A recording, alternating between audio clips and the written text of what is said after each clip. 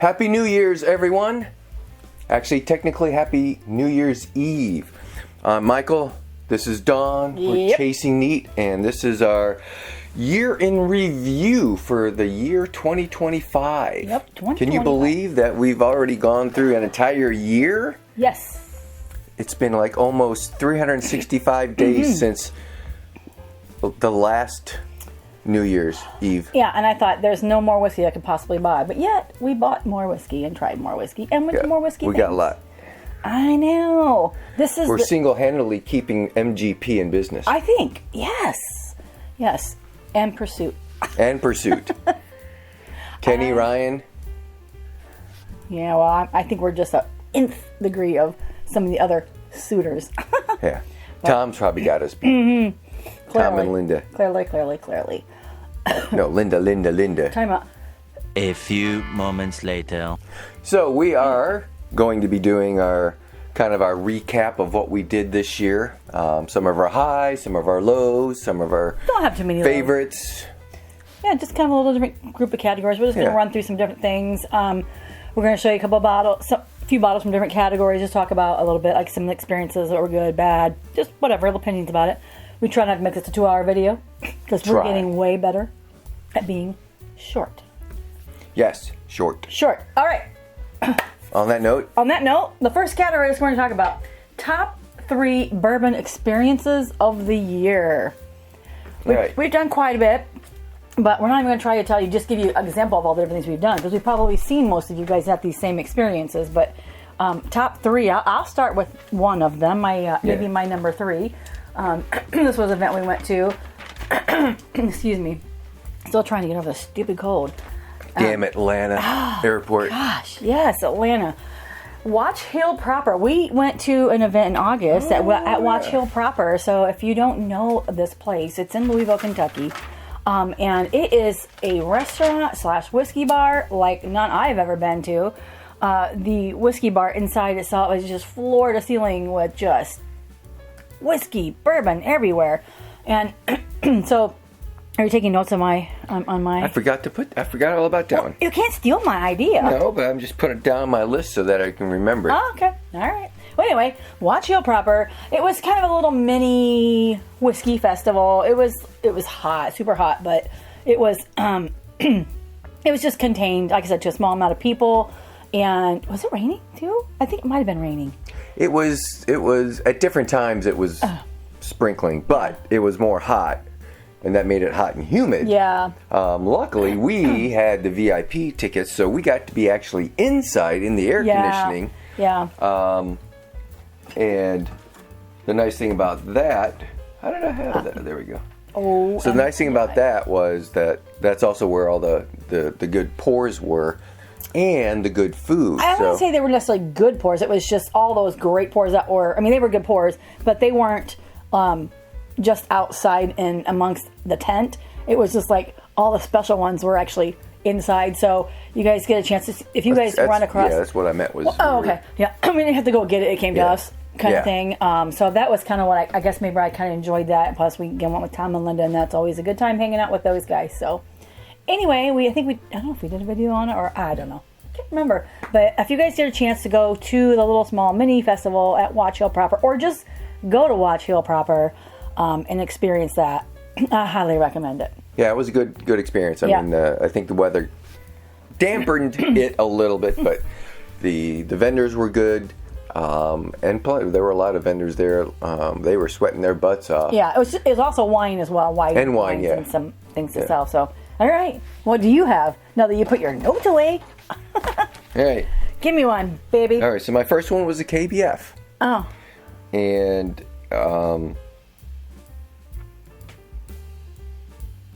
yeah. And it's I was just reading further my notes, but yeah. The nice thing about the KBF was is the Kentucky Bourbon Fest. In case those who are watching or don't know this. And it's in Kentucky. It's in Louisville. And it has bourbon at it. And it's got a bunch of vendors. What's nice about that event is you get to taste a lot of different things. I liked our Thursday we got to go. We had the VIP tickets, which gave us early access one evening, and that was nice for us because we could actually go in and talk to all of the vendors without a mob of people around us. So we really enjoyed that. Yeah, a little more intimate for sure. Yeah, and you could try a lot of bottles early on, purchase some bottles early on too. So that was good. It was good for us, but I do have some comments about the KBF later on in our categories. But for the most part, that was a great. KBF is always a great experience. To a differing degree, I guess, a varying degree, rather. Yeah. So. And then one of the little side notes I had from the KBF is,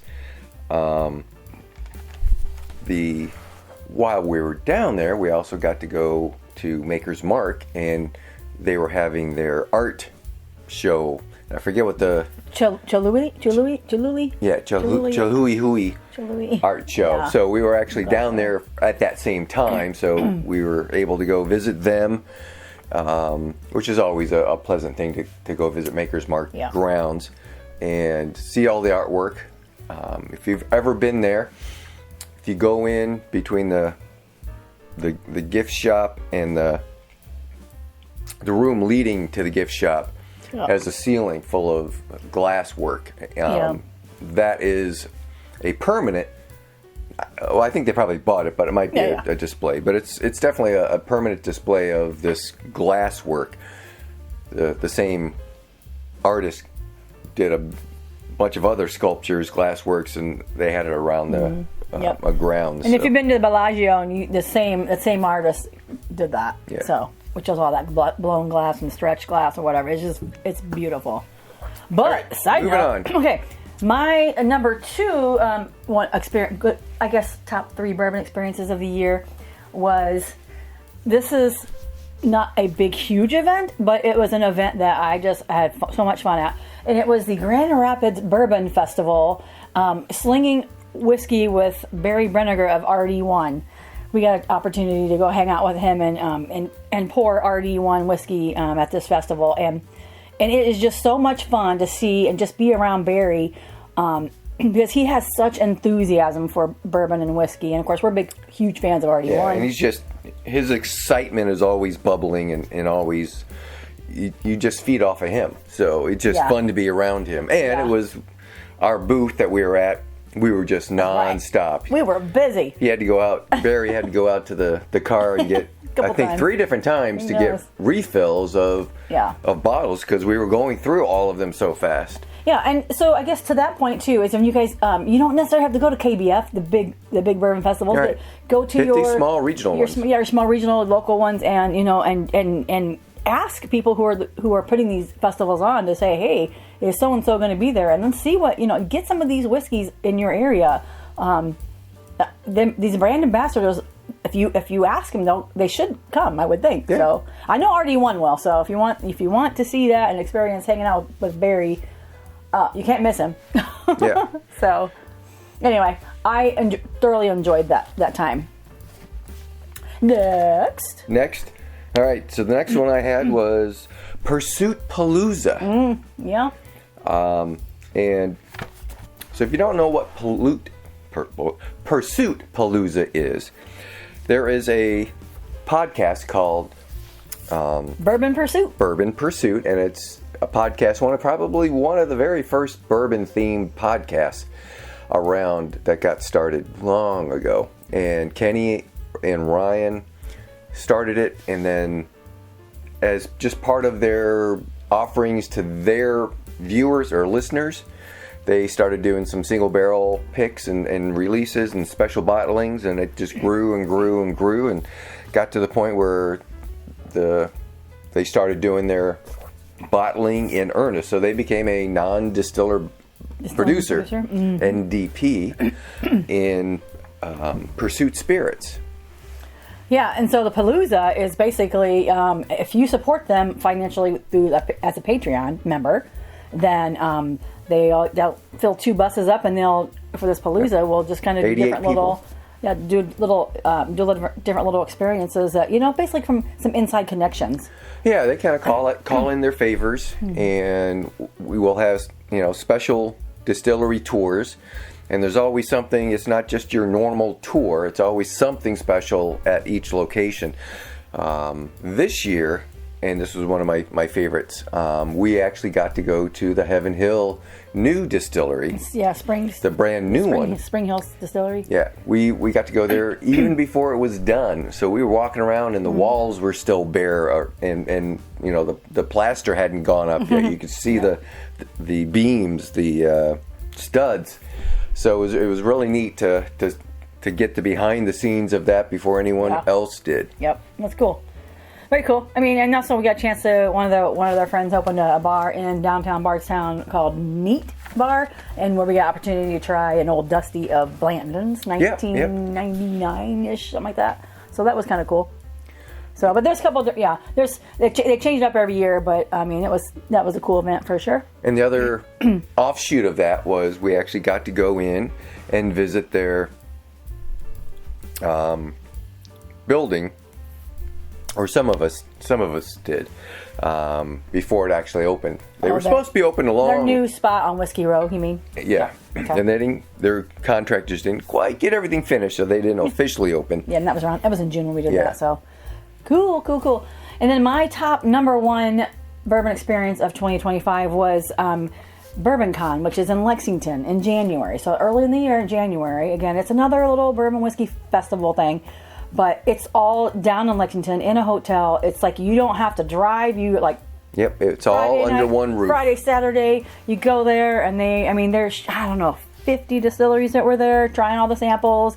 But other than just trying the samples, they had like little breakout sessions, like real conferences. Oh yeah, that's where we got to talk with Wes Henderson of True Story. Yeah, True Story, formerly known as Angel's Envy. Yeah, it was awesome. It was kind of cool. Yeah. And so we did a hour lecture, something like that. Talk. Just kind of sit down and shoot the breeze and kind of got a feel for them. But what's nice is you're there at the hotel. they serve you breakfast and lunch. They have a big tent connected to the building, so you don't have to go outside. You actually walk through these inner doors into the tent. And it's huge, and they've got TVs set up, and it's a spread. It's not just it's not like a Hampton breakfast in the morning. It's a full-blown catered buffet for lunch and breakfast, and it's really good. We really enjoyed that. Yeah, one of the best things I also liked about this too, and again, since the theme here is we bought the VIP tickets again, and it allowed us a little bit.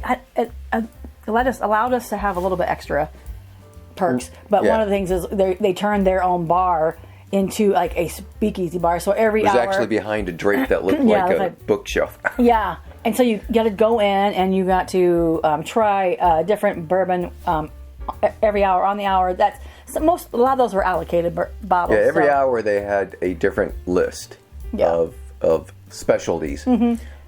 Yeah, so it was kind of cool. They actually at one time they had a birthday bourbon, which was hysterical. Like that night, I mean, it must have had 200 or 300 people around this round bar. I don't think they were all VIPs. I think everybody just came in. But it doesn't matter.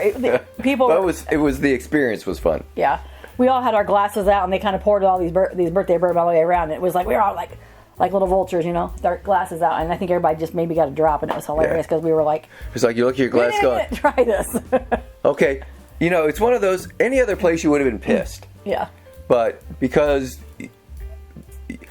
you saw the bartenders working hard to try to be equitable with everyone, and the amount of people, and everyone was actually in a good mood and having fun, and you get caught up in that.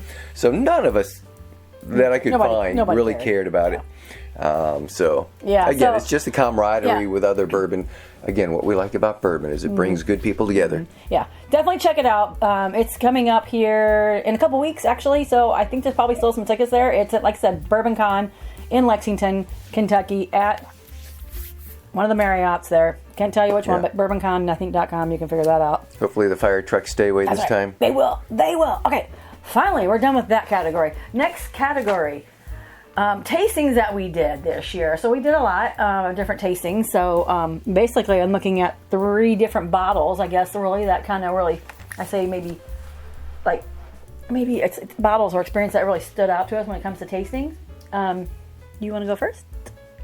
All right. So the first one, I'm going to kind of cheat.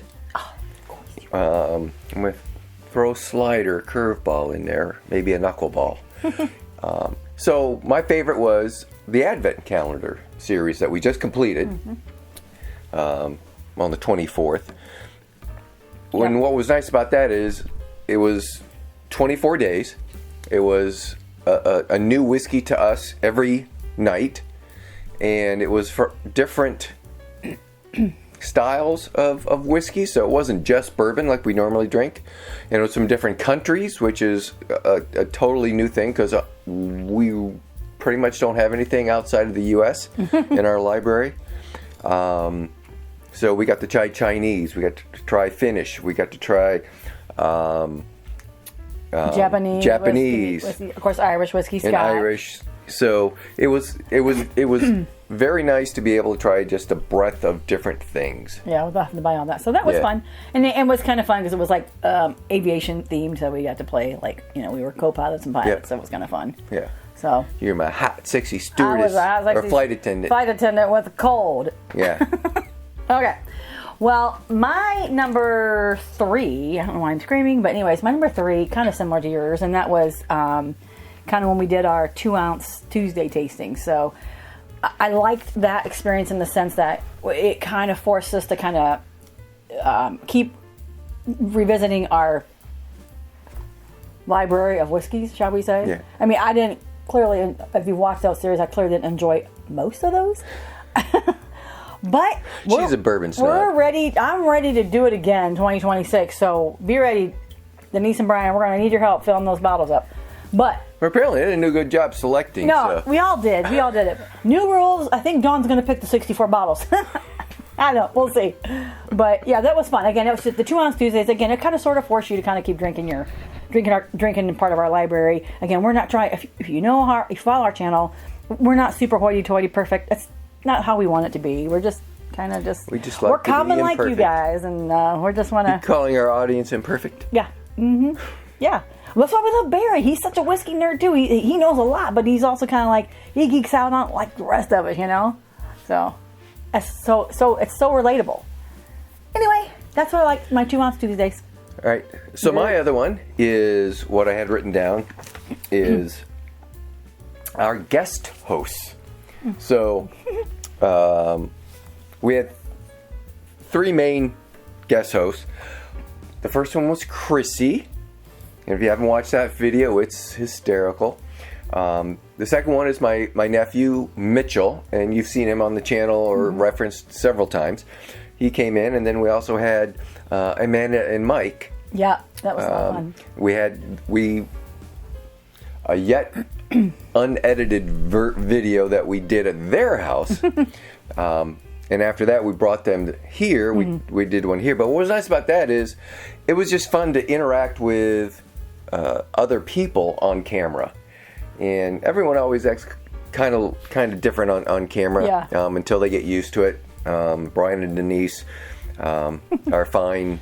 Old hat. But Chrissy and Mitchell were very fun, and we had it was just enjoyable to sit down, actually sit them at our bar, because we had the bar top in finally, and so it was just fun. That was one of my favorite things. Tastings, experiences, or whatever. All right. Okay. What do I got? So, okay.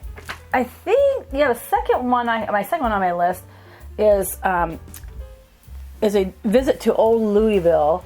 It's not really distillery. It's Old Louisville in Louisville, Kentucky. It's NDP. And Amin and his team actually let us kind of roam through there. And we happened to get there because we did a little quick little bus trip before KBF with the Scotchy Bourbon boys.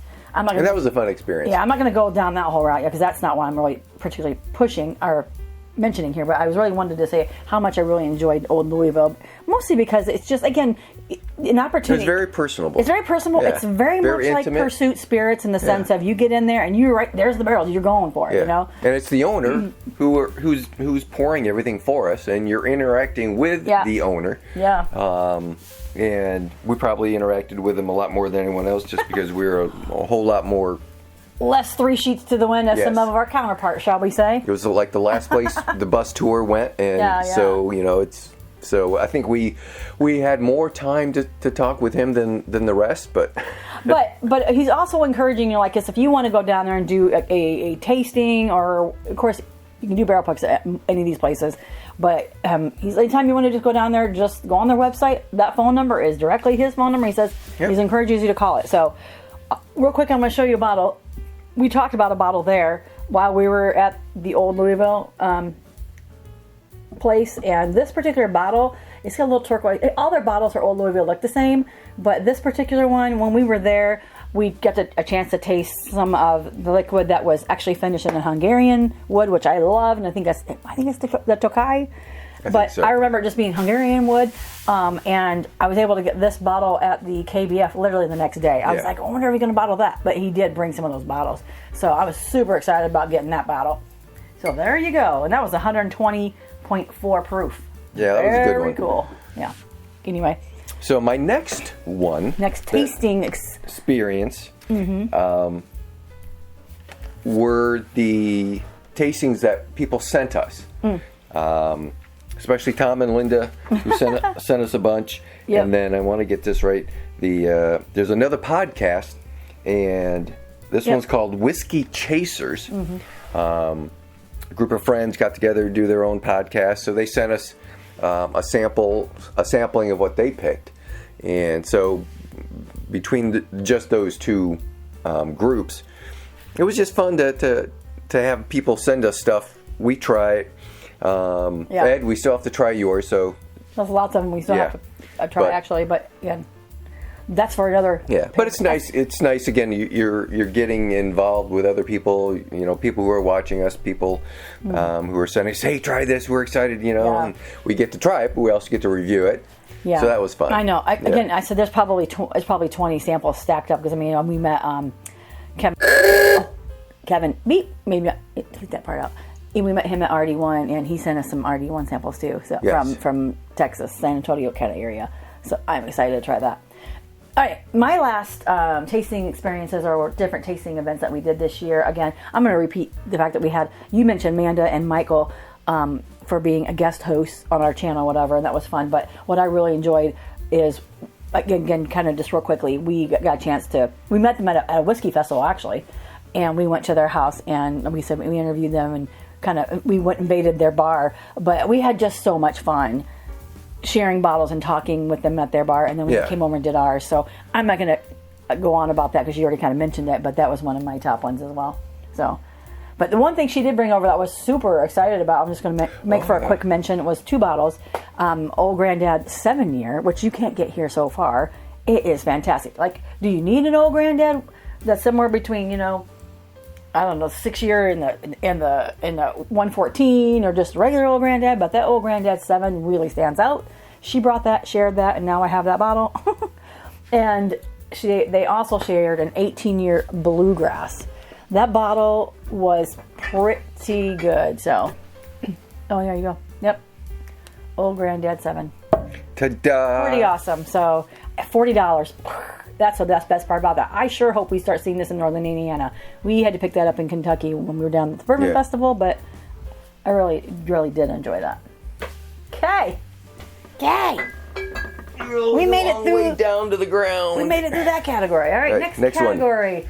Now for some bottles themselves, out of everything we reviewed, out of many things we reviewed, may not be the top, but it's just some 3 bottles that may or may not have stood out to you. Or did stand out, I should say, that did stand out to you. My turn? Yes. Oh, okay. Yes. 3 bottles that stood out to you. All right. So, I'm going to group these all as one. But it's the Jack Daniel's special releases, the 14 and the, I think, the 12 year. I only brought one just because I didn't want to have a whole bunch of bottles out here. But, I'm not a big fan of Jack Daniel's. However, they're what I call square bottles. I don't have another one, but... Yeah, you do right here. Yeah. Jack Daniel's Single Barrel Rye. So... Or the Jack Daniel's... Whoa! Or Heritage. Whoa! All right. Yeah, so anything, I found anything that's in a special bottle looking thing like that, I've really liked. I've really enjoyed. And then their very special offerings, the Limited release. The limited releases. I think it's 12 and 14. I really liked. So, cheers or hats off to them for doing that. Oh man, I'm never gonna get these back in. Here, just take it out. Yeah, I'll throw it over here. Yeah, we have to take down our Christmas stuff anyway. That's right. So 2025 is over. that was one of my. Am I doing all? No, we go back and forth. one? That's how the All game right. works. All right. Over to you. Number 3 on my list was the new Maker's Mark wheated whiskey called Star Hill Farm American Wheat Whiskey. This is 114.7 proof, and it's made up of soft red winter wheat, malted soft red winter wheat, and malted barley. The bottle is super uber cool. It's completely different than when you see a Maker's Mark bottle. It's kind of got a texture to it, some dimples in the bottle. No, nothing close. no to that. red dripping wax. Yeah, and we got an opportunity to buy this again when we were down at the Kentucky Bourbon Festival. Yep. You had an opportunity to Just go. happened to be close to the distillery. Well, I mean, it's the week to go to these other distilleries and buy those bottles. If you stand in the lines, get up early enough, and we didn't overpay for this, so we got it. Is that the one we stood in line in rain? Yeah, a little bit. Yeah, but I really did enjoy this bottle. I thought I'm not gonna like this because I don't really like wheated whiskey, but I mean American wheat whiskey, I really enjoyed that. So I was kind of a little surprised by that, but I like it. There you go. That's my other bottle. All right. Next. So my next bottle, and again, it's kind of a twofer, but it's the Russell's Reserve, 15 years. Their 13 years is all equally as good, but I really like that. I'm a big Russell Reserves special release fan anyway. Mostly just Russell's Reserve. Yeah. I don't think we are big fans of Wild Turkey in general, but the Russells, we are. But the Russells we really like. So this is one of my top bottles. I, on the other hand, is not a huge fan of that one. Yeah. But even though this was a 2024 release that I pulled. Yeah. I think the other year was 25. 25 is a 13 year. But anyway, you get the drift. Yep. Okay. All right. Now it's hard finding the bottles. Well, or in our library it's hard to. Well, it's only just hard to, and it's also hard to find them out in the public without being like ridiculously priced. Well, no, I just meant pulling them here. Oh, because we've got everything in. We're still building the third world problems. Fine, whatever. Go on. Continue. Okay. My number 2 one that I really enjoyed this year, of course, is shocked that it's an RD1 pour, but it is RD1 Sister Cities. It's a special or limited release for them. And this is Lexington's, I don't say homage to their sister cities in Japan and France. This one is actually their Kentucky whiskey, straight whiskey, and it's finished in Japanese Mizunara and French oak. You can still kind of sort of find these bottles out in the wild. I've seen them, but y'all know that kind of Amburana was a thing for a while, and RD1 has in my opinion, have a fantastic Amburana finished whiskey, but the Mizunara seems to be kind of the wood of the year, or a little wood in the second half. So that blend, I guess, or that finish with Mizunara Japanese whiskey and the French oak is definitely one of my faves. Mm-hmm. So there you go. That's my other one. Next. All right, so my next one is an 18-year bluegrass that the aforementioned Mike and Amanda brought. Yeah. Which I don't have because they brought it. Yep. And it was one of their specialty bottles that they shared with us. And again, that was another reason why I liked that. Guest host was they were able to share something really unique with us. Not that we were expecting that, but it was just very nice and unexpected that they did that. But I really liked that juice. Yeah. Awesome. And I'm trying to think I think that's a NDP as well. So Probably I think and there was a bluegrass there at the KBF, and I don't think we didn't even get to it. Yeah. There's so much. And I'm going to bring out this bottle again because I said I may brought it out a little too prematurely, but my third bottle, of course, is this Old Louisville finish in a Hungarian wood Takai finish. Yeah. Anyway. Yes. All right. What's the next category? Next category up is Best bottle haul of the year. We have plenty of bottle hauls. I mean, and most of them not necessarily planned. So if you don't want a bottle haul, don't go to John O's in Elizabethtown. Yeah. I'll start. I really only have two major ones. One, and I'm just going to put it in the broad category. My favorite bottle haul is anytime we go to freaking Texas Mart. Pretty much. Texas Mart, every time you walk in, there's just single barrel galore, store pick galore. Not single barrel, store pick, but it's just, they're everywhere. And they're fantastic bottles. We are huge fans of the pick team there.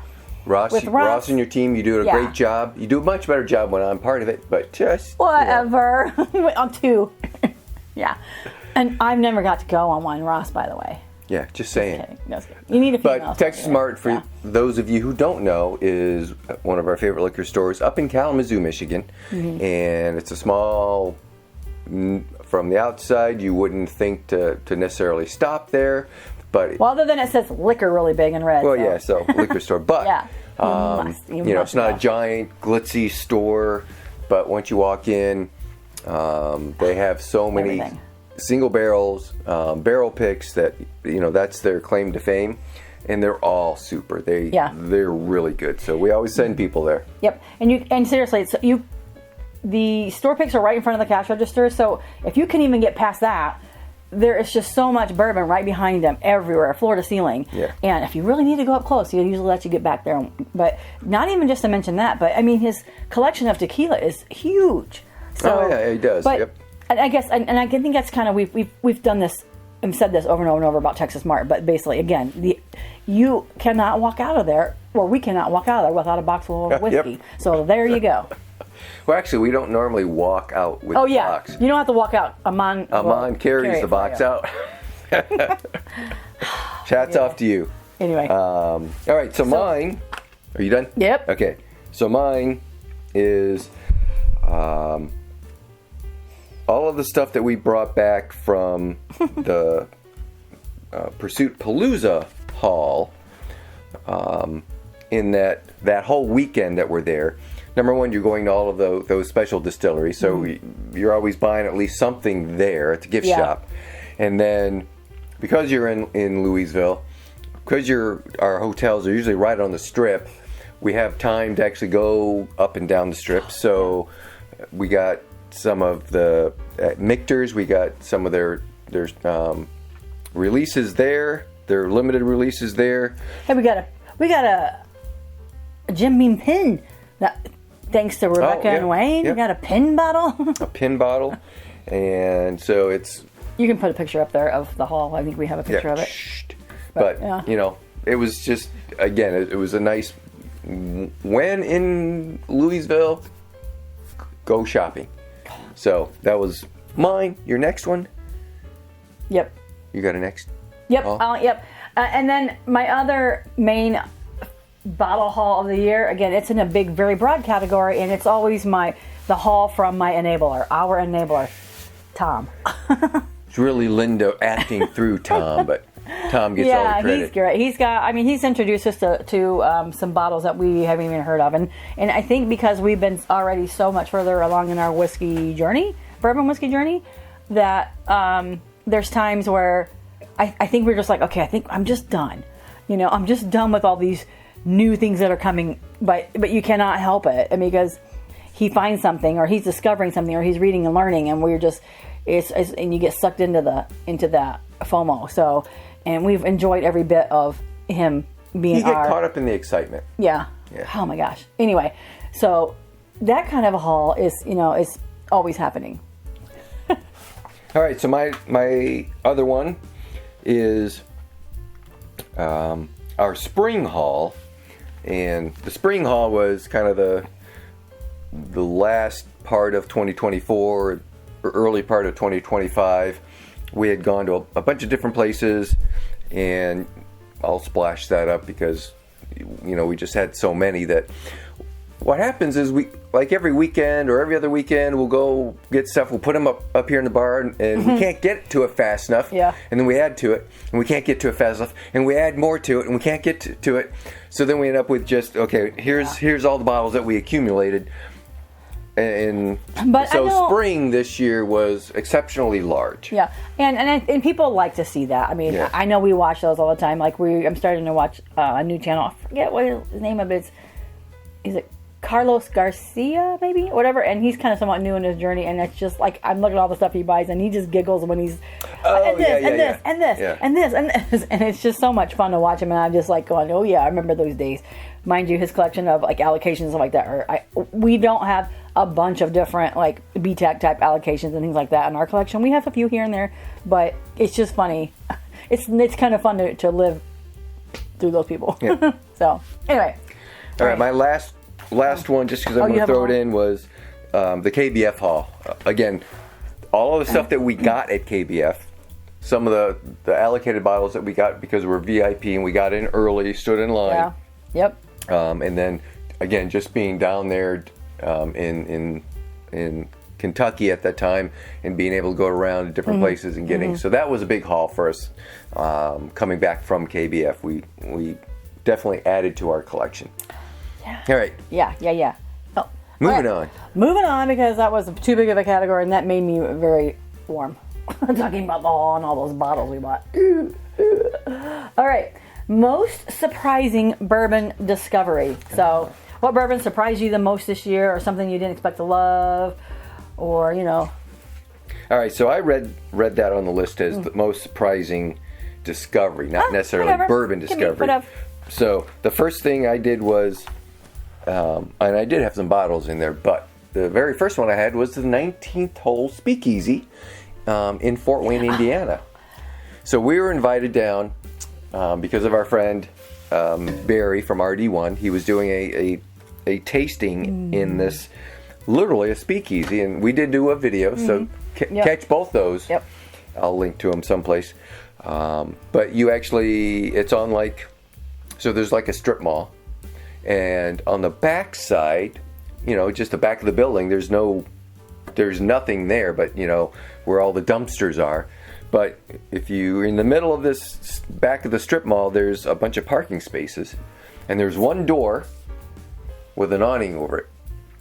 And it's like, that's the speakeasy. So you actually have to have a code to get into the door. So you punch your code in, you open it up, you go in, and there's a bar, there's a little stage, there's a few tables, it's dark, there's mood lighting everywhere, awesome. and then off in a corner is a back room. The back room was where Barry was doing his tasting.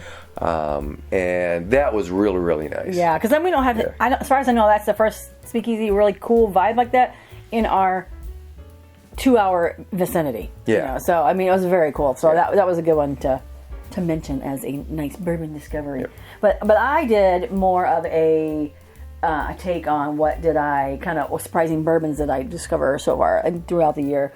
And to be honest with you, 2 of these go back to our enabler Linda. introducing us to Tom. them.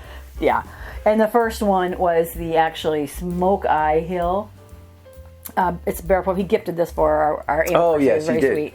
So this is straight bourbon whiskey, aged 5 years. It's masterfully crafted with heirloom blue corn, yellow corn, some malted barley, and some rye. And this actually, it is actually, like I said, it is an NDP, like I said, but it's made specifically for these guys out of Colorado by MGP, of course. But It's yummy. So good, so good. So again, who knew? But we seem to have an affinity for NDPs. There you go. Well, NDPs by MGP. Well, what's nice about them is they number one, they select the barrels, so the barrel is good, and then for those of them who blend or finish or both, then again they're taking something that's good and unique, and they're adding value to it. So as long as they keep adding value and they just don't slap a label on a bottle. Yeah, and to be quite honest with you, like that particular bottle is out of Colorado, like I said. But I mean, if you are in other states where you really can't get like all the stuff that we have access to for Kentucky and whatnot, it's kind of nice that you've got some companies who are just NDPs who want to do that in their own states and then become kind of a nice brand for their community. So. Yep. Anywho, next. So the next one, and this actual bottle is going to do double duty, but this is a sample offering from Evernorth, which again is another set of YouTubers that, just like Pursuit Spirits, Pursuit United, Bourbon Pursuit, decided to branch off and do non-distiller, non-produce, non-distilling producing, distilling producers, and bottle. They go out and select the barrels and bottle it. I don't know that they do much finishing per se or blending. I don't know, but either way, so I've liked almost everything. In fact, I have liked everything from Evernorth, which is Bourbon Junkies. If you guys don't know that, right? Bourbon Junkies, those guys are an absolute hoot, and they're hysterical. And their artwork on these bottles is awesome. Yeah. So, I mean, it's very cool. And they're actually, they're in Michigan, so they're predominantly in Michigan. And so, again, that's all their distribution, I think, is by hand. Yeah, I mean, wherever Brandon, they can bring a case in. Yeah. But we tend to buy everything, and we don't buy a lot of that, but we do some people who do. Oh, yeah. We shall not mention their names. Michael and Amanda. I mean, Amanda. Yes. You know who you two are. That's funny, but it's great. Okay. And then, so again, another one of my surprising bourbon discoveries is the other NDP discovery that Tom got us hooked on is Short Barrel. Short Barrel is another NDP, like it's actually in Georgia. And we got to meet one of the co-founders, Clinton Dugan, I believe is his last name. And we actually happened to pick this barrel up. And the first time we've ever tried Short Barrel is at the Watch Hill Proper event we went to in August. So this one is actually blended, for the Watch Hill Proper event. And this one is 134 proof, aged 7.8 years. We actually did pick up another bottle actually when we were at KBF. Ooh, doggy. Sign it. Oh no, I didn't. I had him sign it. I carried the bottle in and had him sign it. And I forgot to have him sign. Anyway, we've got a couple. I remember you carrying that and going, Don, you may want to have something that says that you actually bought that, so you're not leaving with it. I told security, I brought this in. I bought it. Yeah. That's what I said. That's how that worked. All right. Anyway. So another pleasant surprise. Bourbon discovery, and I'm bringing out this same bottle only because it's representative of the style. So I'll turn it sideways. But it's American Light Whiskey. We had so another one of our favorite liquor stores is down in Ashley, Indiana, and it's a liquor store run by Tipsy and his wife V. Shout out to both of them. Another see real my shout out. Get it? Yeah, Okay. Good job. Okay, good job. Anyway, so another very good liquor store that has very good offerings. They started doing their own single barrels selections, and you get to go in and like some of the other liquor stores, you can try things there. One of the ones that he wanted me to try was, and it's over there, I can't grab it. And it was an American Light Whiskey. It was from Stitzel Weller, so it's a 19-year-old bottle. Well, the liquid's 19-year-old, the bottle's new. And I really liked it. My profile is sweet and caramel and butterscotch, and what I tried there matched that bill.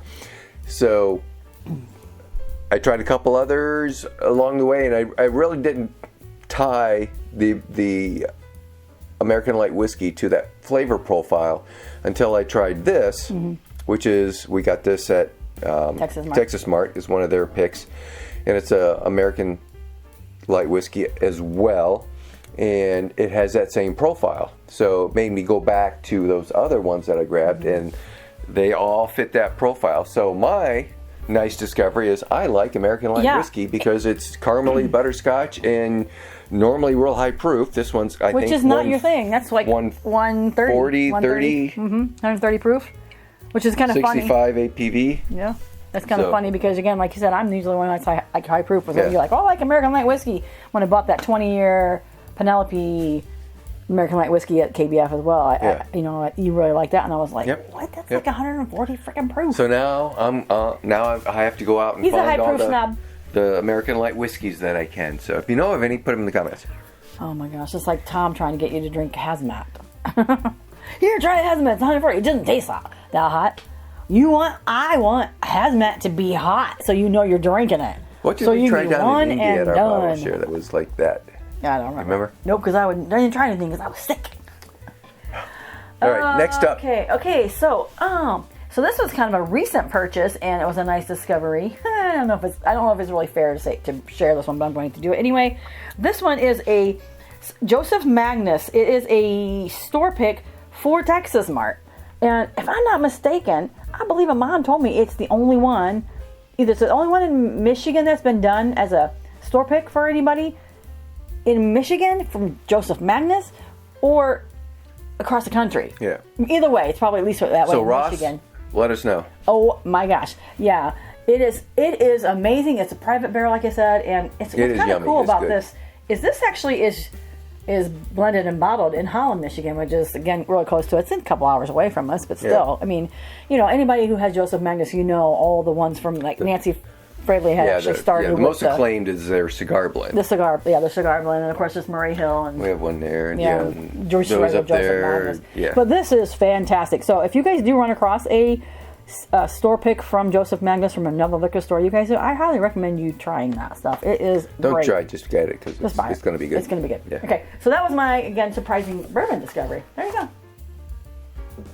Okay. Yep, that's mine. You're so it? next category.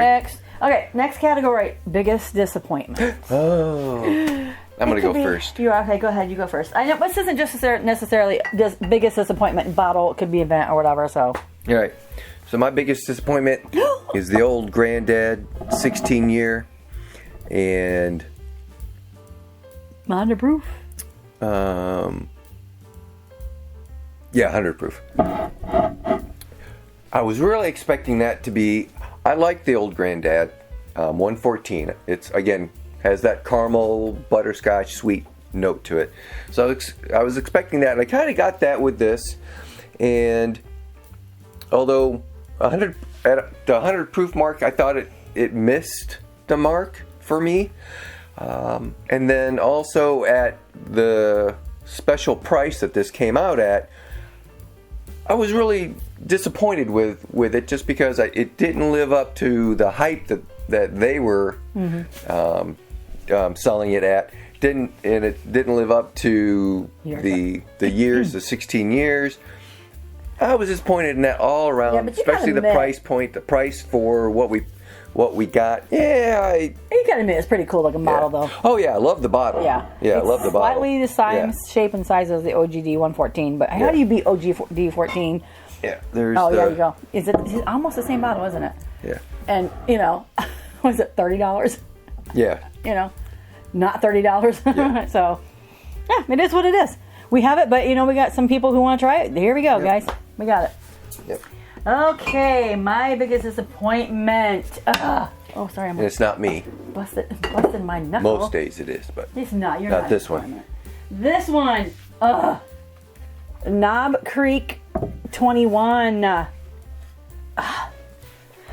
I had a suspicion I probably wasn't going to like it because I don't think I really enjoyed the Knob Creek 18. So, but when at the Kentucky Bourbon Fest and you have VIP ticket and there's nobody in line, you're in Jim Beam, you go, okay, I'll get one of those. I mean, we have it. So I do want to try it some more. I mean, things change. It's just my taste. I don't necessarily love that. So somebody else might, but it is a cool bottle. I didn't pay over MSRP for it, but MSRP is expensive. Yeah. So we did a tasting. We did and I had to look up because I always forget the numbers. Yeah. But we did the 15, 18, and 21, and then we pulled into 12. Yeah. And the 12 was what won. Yep. There you go. But anyway, anybody wants to try this, let us know. We'll do a tasting with you. Yep. There you go. All right, next. Oh. So Castle and Key. The distillery that we love and are most disappointed by. So we love the story. We love the resurrection of the distillery, of the grounds. We love the original distiller, who I can't think of her name right now, Mary Ann Eves. But every release, we're a little bit, well, not a little bit, probably a lot disappointed. It's just not For there. the bourbon. Yeah, it's just their ryes are fairly good. Their gin and vodka Which was are good, even though we don't like vodka, and we rarely drink gin, but they're good. Yeah.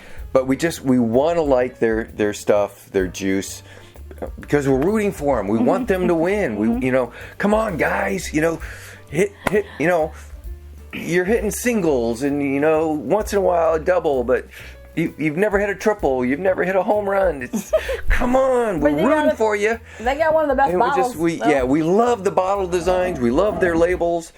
It falls short every single time, and I don't know how do you fix that. You just keep distilling and then wait 6 or 8 more years. What? I mean, I don't know. So or maybe you have to really blend it with something. So I don't know. I don't know what their issues are per se. I know that they're revolving around their distillers. Yeah, or maybe it's just straight out, flat out, not our taste profile. Yeah. And somebody loves it. Somebody loves it. Yeah. But maybe blend it in. We got several bottles because somebody kept buying them. So that's we have, like I said, every time almost every one of our bottles is batch number 1 because again we're rooting for you. Yep. We want you to hit, but come on. So that's my disappointment. Sorry. All right. Next disappointing bottle up for me is. Please don't be a hater, and I hope I love us later, but this is the Maker's Mark Cellar Age 2025 release. And to be quite honest with you, the 2024 release I didn't really love either, so it's just not my thing, but we have this bottle, and again, it was MSRP. Now, mind you, Dawn's not a big Maker's Mark fan to begin with. I am only for that wood. She likes the 46. I like the 46 French cut. French oak cask strength. Cask strength. And I like the wood finish series that Jane. Oh yeah. Not Jane Potter, Jane Bowie did. Yeah, we've got a lot of the. Yeah, I do enjoy that. I'm just not crazy about this, but again, I at least I feel good that I didn't pay like crazy money for it, and it was another adventure in conjunction with KBF. So if you really want these bottles, you guys, it was just a matter of standing in line. Go to KBF in September, and instead of going to KBF, just drive to the distillery, wait in the lines early, and get the bottle. There you go. So, it is what it is. Next. Moving on. Do you have more disappointments? That's all you have? I got nothing for disappointing. Disappointment. Oh, I did have one. Oh, so that's so funny. I see what you wrote, and I'm just going to piggyback on that because that's mine as well. Yeah. So, this year was our third year at KBF. Second year at KBF. And so when you buy tickets, you have a chance to get the VIP ticket, move up. But you got to be real quick on the button. So we actually got it paid for, and we actually received our VIPs. Some of our other friends, even though they had the VIP in their checkout, by the time they actually got to the checkout, it was out of their checkout. So, which is kind of odd. So, in other words, the moral of that story is you got it in your cart, check out, don't wait. Yeah. But anyway, so we did that, and we were disappointed in the money that we paid for the VIP ticket and what we got from it compared to what we experienced on the normal one, the prior year. Yeah. So I did like the fact that we got the VIP food mart thingy, and that was nice. It was air conditioned. You had your own bathrooms, which were nice. They had master distillers that popped in every hour, every day, and just kind of you literally could just walk up to this table. The master distiller is pouring drinks. Yeah. So it was actually nice to be able to go in and just sit down, because there's not a lot of places to sit down at the KBF, which I wish they would add more. Just where, because you're tired, you're standing up all day. But anyway, now we did get in early, which meant we could get in line.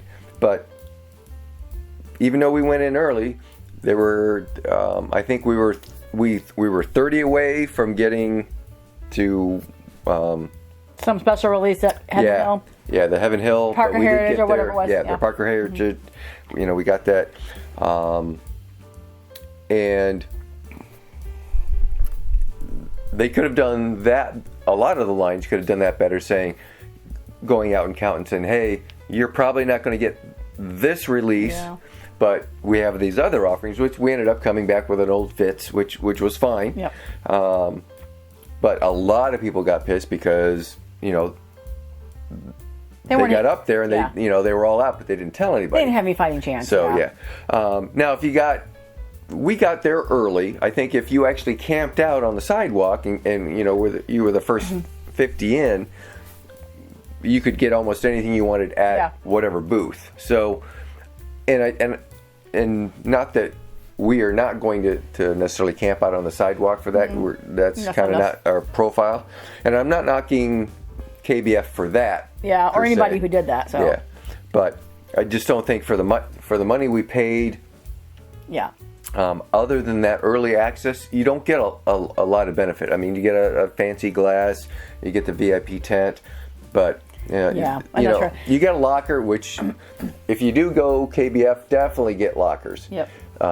What's nice about the lockers is when you buy stuff at all the booths, and you are going to, you either have to carry all that stuff around, or you have to go back to your car and come back.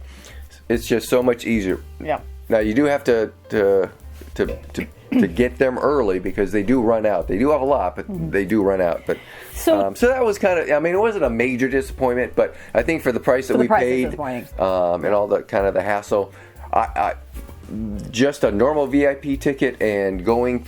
And I don't remember, was Thursday part of the VIP or was that okay? Yes. So that was the best thing about the VIP ticket was getting in Thursday night and being able to talk. So. So to add pros and cons. To the category we're talking about is something disappointing, according to add to the KBF thing, and it really didn't directly affect us as much as I felt bad for people who had, because we were general admission last year, that it literally, to what you just described about waiting in lines, blah blah blah, like it was for the VIP people who got in. General admission people had not a fighting chance in hell to get anything real. In my opinion, anything coveted, I guess, or they weren't going to get anything allocated.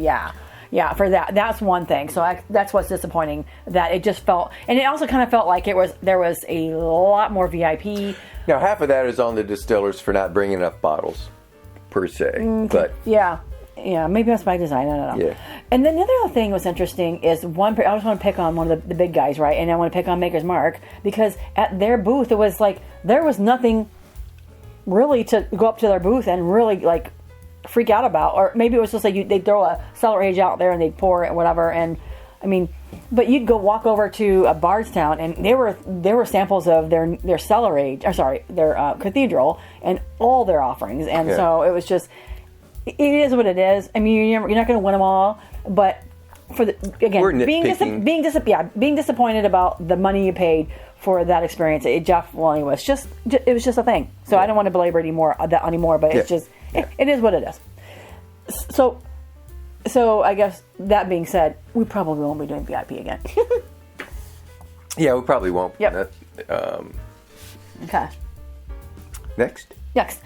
Final category. Looking ahead to The final category is a jar of almonds. Looking ahead to next year, I have a couple things I want to mention, and one of the things I'm looking forward to next year. One of the things I'm looking forward to is I am going to find me a Penelope Omega from this year, 2025. It's on our mission. I mean, that's a silly goal, but I'm gonna find it, and I'm not gonna pay buku dollars for it. I'm just gonna pay for good money for it, or decent money for it, like MSRP, maybe $30 more. I don't know, but I really enjoy that. But I gotta get one from my enabler. Yep.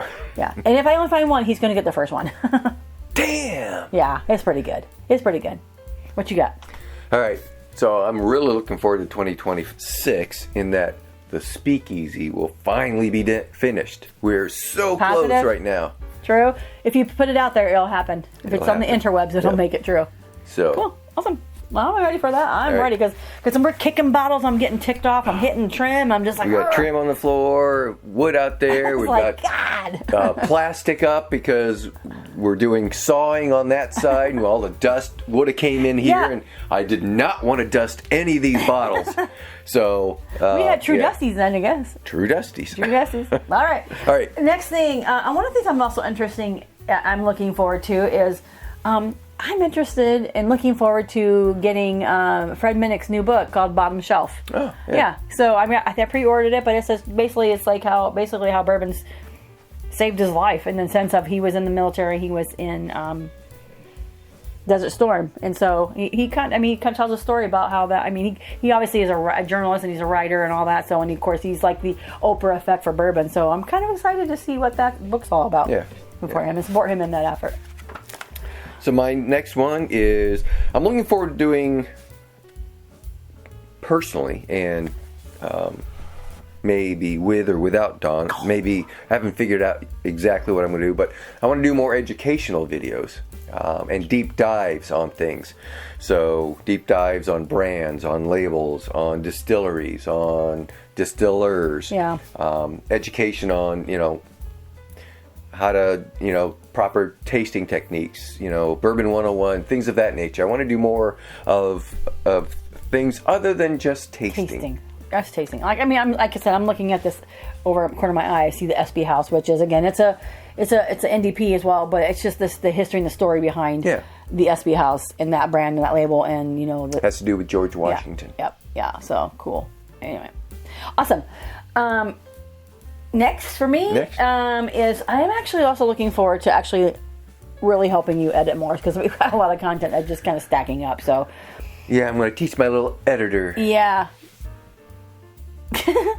So I did edit a couple of videos. I just kind of did some rough cuts, and that kind of helps us a little bit. But I mean, yeah, it does help a lot. It has helped editing a couple of them, and I'm trying to be a little bit more quiet when Mike talks, which is very difficult.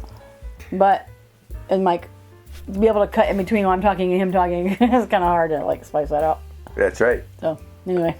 All right, moving on. Another thing I'm looking forward to, and we've got this plan. We kind of had it planned before, but this year we're definitely going to do it, and it's going to be doing more remote Zoom type of videos. Yeah. So especially with my nephew Mitchell, who's down in Carmel, Indiana, which is southern Indiana or middle of Indiana, with my other nephew who's out in California, Brian, with other friends who are all around.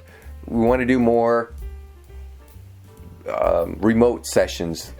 I keep calling them Zooms because you guys know. So yeah, it's like live. So it'll be us on this side and them on this side, whoever them are. Yep. But I just want to get more people involved to share their experience. Oh, Chrissy is definitely going to be on it. Hi, I'm Chrissy.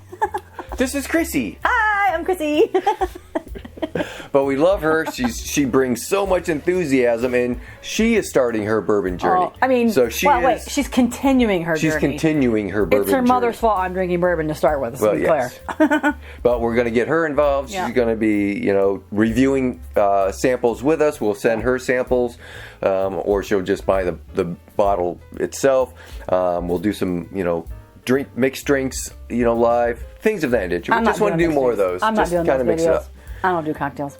It's okay, fine. It's a lot of pieces. It'll just be me and Chrissy mixing drinks. It's like bacon. Too many ingredients. Just straight. Be done. We should have Chrissy, who loves to bake desserts and cakes and things, do some sort of dessert pairing, and then she can send us samples of and then we can do a live, and it'll just be me and her and the desserts, because you don't want to do any of that. Instead of bourbon and barbecue, it's bourbon and bakery. Yes. Baked goods. Bourbon and baked goods. I feel like that might be like a little Chrissy category. Start thinking. Okay. Anyway, on that note, also, because you want to get more people involved, the thing I'm looking forward to is doing maybe a category called shared pours, because we're getting a lot of shared pours that people are sending us, our friends are sending us, and I want to make sure we highlight those and get those done so they don't sit on a shelf. Otherwise, shared pours stops. Yeah. And I don't want that, because I want to share some pours with other people as well. So. Bourbon people love to share whiskey, so whether it's through sending bottles to your friends or doing bottle shares, we definitely want to encourage that, and we definitely want to continue doing that. Yep. So, all right. Anything else? That was it. That's it? Well, I kind of piggybacked the Zooms with the guest hosts. Yep, ditto. So, that's it. We made it. That's probably an hour, I guess, at that point. We are almost... An hour. Oh my gosh, we're an hour? Yep. Oh, Bhagwan. You gotta talk less. Apparently. So, all right, keep score, guys. Thanks for watching. cheers to 2026, and we will see you guys soon. Thanks for watching. Thank you all for staying with us and being with us and watching our videos. We would still do most of this even if no one watched it, but we are so happy that people actually watch it, comment on it. We love the fact that we can interact with you either both online and in person. We love it when we get to go out and meet people out in the streets, out in the liquor stores, out at different events. It's just we get a biggest kick out of people coming up and talking, hey, are you chasing me? Oh my gosh. And it's just fun because we like to share the enthusiasm of being a bourbon aficionado. So we like that. So keep it up. We had a ball in 2025. We're really looking forward to 2026. Let us know what you'd like to have us do in 2026, what you want to see, things of that nature. Again, it's New Year's Eve as we film this, so by the time it comes out, it'll be tomorrow. Be 2026. So have a very happy new year and make it special. Yeah, and don't make us read about you in the news in a bad way. Yes. Yes. You guys drink responsibly, and you know what? Cheers to the new year. Cheers. Oh man, do it again. There you go.